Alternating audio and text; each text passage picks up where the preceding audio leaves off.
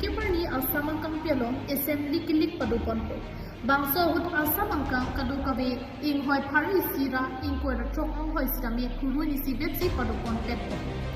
Bangso hut Bharatiya Janata Party Rotary Sohin pen setami kedam tang pere presil ke parni asam angkang piaphan kacipati dun jia bangku mati candidate amen pangdak pon tang. Ki pangdak pon tang ating karbiang lawaru kidu ing hoi polong konstami amen pangdak pon. Ki pangdak pon tang ting pen karbiang lawaru kekhibom MLA bakti tuma pangso ponsi akim yarjing amumang lapet owe kimia tuma pangsi BJP song pen chetoy gamu.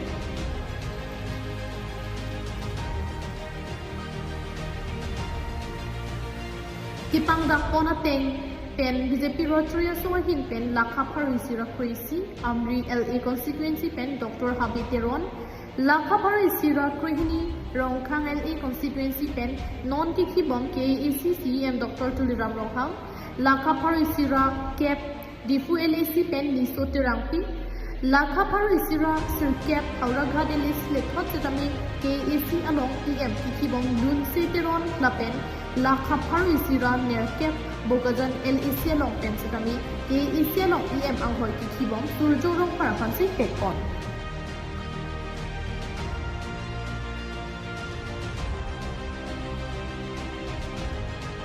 Kibangji Assam Assembly kiling ahut kapre kaso aphan ke paren benji aphan BJP asong pen in tang kring lapen BJP abarakar ia teng pen RJ kimi mumang kimi lapen ori kimi atyo aphan si palong ko LAC along pen sitami pekon lo.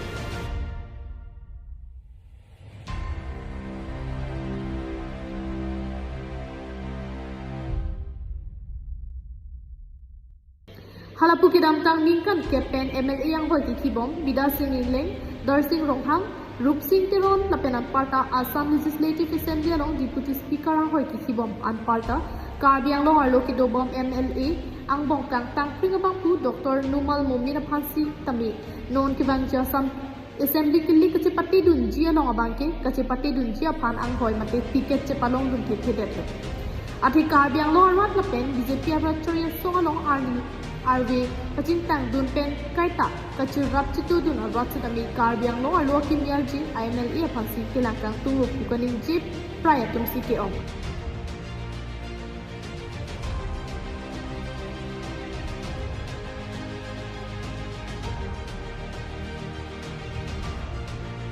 Laso joksi la pusona sai keding pon tahai ajam ni tuthan se dami kibangji aru ni phai sirkep tami me sirkep ali tindi kan thek klang aput abangke karbiang long ken akimi MLA RJC thek pon long ko.